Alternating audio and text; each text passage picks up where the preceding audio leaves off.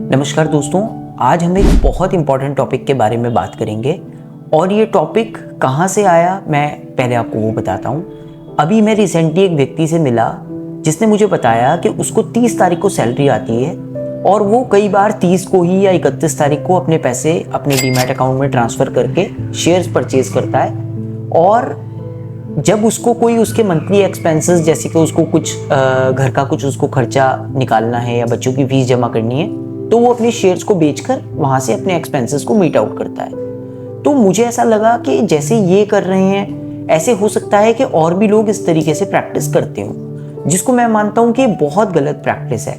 आप एक बार दो बार ऐसा करने में कुछ एक बेनिफिट शॉर्ट टर्म में आप ले सकते हो, बट लंबे समय में ये बहुत गलत प्रैक्टिस है। कई बार ऐसा भी होगा कि जो इन्वेस्टमेंट्स आपने करी शॉर्ट टर्म के लिए 10 दिन के लिए 15 दिन के लिए, कई बार अगर मार्केट ड्रास्टिकली डाउन आ गया तो उस इन्वेस्टमेंट पे आपको मेजर लॉसेस भी हो सकते हैं। तो आज हम ये समझते हैं कि सेविंग्स में और इन्वेस्टमेंट्स में क्या फ़र्क होता है, दोनों के क्या फ़ायदे और क्या नुकसान है, और कब हमें सेविंग्स करनी चाहिए और कब हमें इन्वेस्टमेंट्स करनी चाहिए। तो वीडियो स्टार्ट करते हैं और सबसे पहले बात करते हैं सेविंग्स की। सेविंग्स जैसे शब्द से ही आपको समझ में आ रहा है कि सेविंग्स का मतलब है बचत। जब हम अपने पैसे को एक ऐसी जगह पर रखते हैं, एक ऐसी सुरक्षित जगह पर रखते हैं जहां पर हम अपने पैसे को भविष्य में जब कभी हमें नीड पड़े उसको हम इस्तेमाल कर पाएं, उस कॉन्सेप्ट को हम बोलते हैं सेविंग्स। सेविंग्स के पॉपुलर ऑप्शंस क्या होते हैं?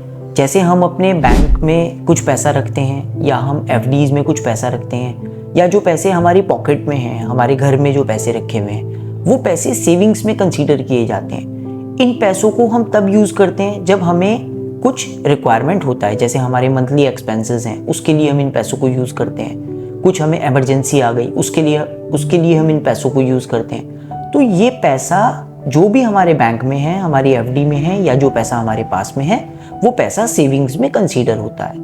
अब ये समझते हैं कि सेविंग्स के फ़ायदे क्या हैं और उसके नुकसान क्या हैं। सबसे बड़ा सेविंग का फ़ायदा ये है कि इस पैसे पे कोई रिस्क नहीं होता। अगर हमने अपने बैंक में कुछ पैसा रखा हुआ है तो वो एक रिस्क फ्री अमाउंट है। हम जब मर्जी उस पैसे को निकाल सकते हैं और जहाँ पर हमें लगता है हम वहाँ पर उस पैसे को यूज़ कर सकते हैं। तो ये सेविंग्स का फ़ायदा है। अब समझते हैं कि सेविंग का नुकसान क्या है।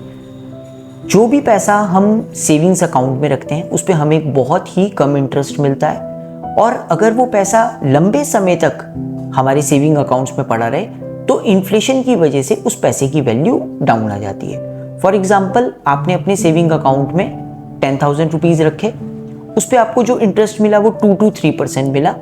लेकिन अगर ये एक साल के बाद अगर आप उस 10,000 रुपये को निकालोगे तो जो सामान आज आप 10,000 रुपये से खरीद पा रहे थे, हो सकता है कि वही सामान एक साल बाद आपको 11,000 से मिले, लेकिन सेविंग्स में आपको जो रिटर्न आया वो आया 200 to 300 रुपीज़ का।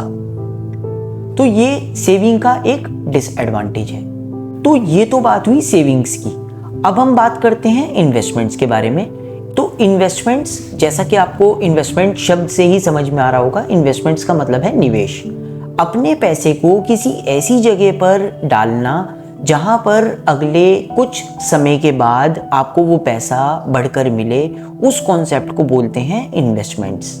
इंडिया में पॉपुलर इन्वेस्टमेंट ऑप्शंस क्या हैं? जैसे पुराने ऑप्शंस जो चले आ रहे हैं जिनमें हमारे पेरेंट्स इन्वेस्ट किया करते थे, वो थे गोल्ड और प्रॉपर्टी। अभी जो यंग जनरेशन है वो इक्विटीज़ में यानी कि स्टॉक मार्केट में और म्यूचुअल फंड्स के थ्रू भी इन्वेस्टमेंट करती है। तो अभी हमारे पास जो मेजर इन्वेस्टमेंट के ऑप्शंस क्या अवेलेबल हैं? गोल्ड, प्रॉपर्टी और इक्विटीज, म्यूचुअल फंड्स। अब समझते हैं कि इन्वेस्टमेंट्स के एडवांटेजेस और डिसएडवांटेजेस, इन्वेस्टमेंट्स के क्या फ़ायदे हैं और क्या नुकसान है। तो इन्वेस्टमेंट्स का सबसे बड़ा फ़ायदा तो ये है कि ये लंबे समय में इन्फ्लेशन को बीट कर देता है। सपोज इन्फ्लेशन, महंगाई दर बढ़ रही है सपोज 6 से 7% के हिसाब से, तो लंबे समय में अगर आप इन्वेस्टमेंट्स देखेंगे तो कई बार वो हमें 14%, 15%, 16%, और कुछ अगर अच्छे इन्वेस्टमेंट्स होते हैं तो कई बार वो हमें 20, 22, 25% तक भी हर साल का रिटर्न्स जनरेट करके दे सकते हैं। तो इन्वेस्टमेंट्स का एडवांटेज ये है कि ये आपको हायर रिटर्न्स जनरेट करके दे सकता है, आपको इन्फ्लेशन से बचा सकता है और लंबी अवधि में आपके लिए वेल्थ क्रिएशन कर सकता है।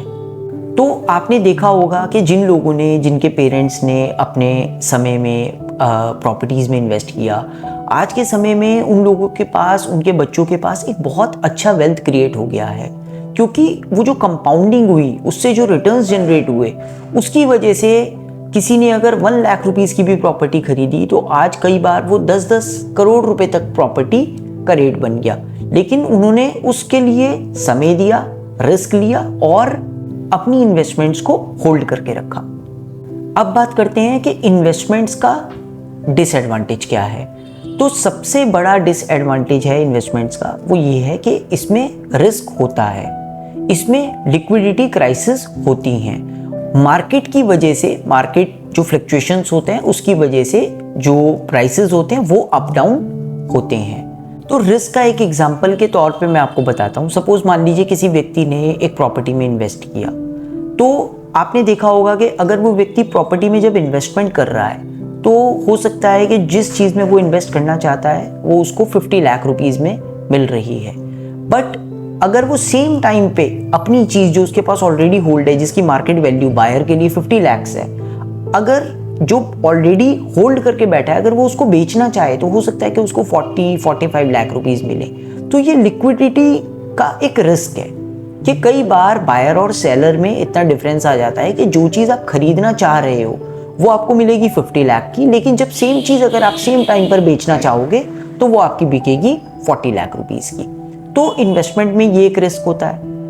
दूसरा, मार्केट का एक रिस्क होता है कि बाई चांस कोई इकोनॉमी में कोई क्राइसिस आ गया, बाई चांस के कुछ ऐसा हो गया कि जहाँ पर मार्केट रेट्स ही घट गए, तो वो भी इन्वेस्टमेंट्स का एक रिस्क होता है।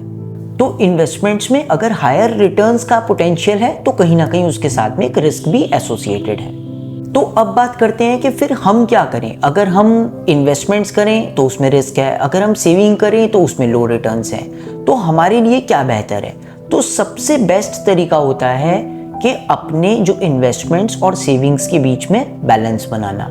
जितने भी हमारे शॉर्ट टर्म गोल्स हैं, जैसे जो हमारे हाउस होल्ड एक्सपेंसेस हैं, जो हमारे शॉर्ट टर्म गोल्स हैं, जो हमारा इमरजेंसी फंड है, इन सब के लिए हमें सेविंग्स इस्तेमाल करना चाहिए। सपोज़ हमने नेक्स्ट मंथ कुछ परचेजिंग करनी है, या सपोज़ नेक्स्ट मंथ हमने कहीं बाहर घूमने जाना है, तो इसके लिए हमें सेविंग्स करनी है।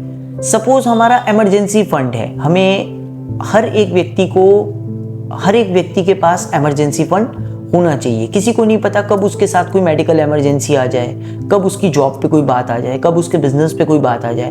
तो जो भी हमारे पास एक इमरजेंसी फंड के नाम का कॉर्पस होता है उसको हमेशा सेविंग्स में ही रखना चाहिए, या तो अपने सेविंग बैंक अकाउंट में या फिर एफडी के फॉर्म में। और जितने भी हमारे लॉन्ग टर्म के गोल्स हैं, जैसे हमारे रिटायरमेंट प्लानिंग हो गई, हमारे बच्चों की हायर स्टडीज़ हो गई, या हमने कभी भविष्य में कोई घर खरीदना है, कोई महंगी गाड़ी खरीदनी है, इन सबको हमें अपने लॉन्ग टर्म गोल्स के लिए हमें इन्वेस्टमेंट्स करना चाहिए।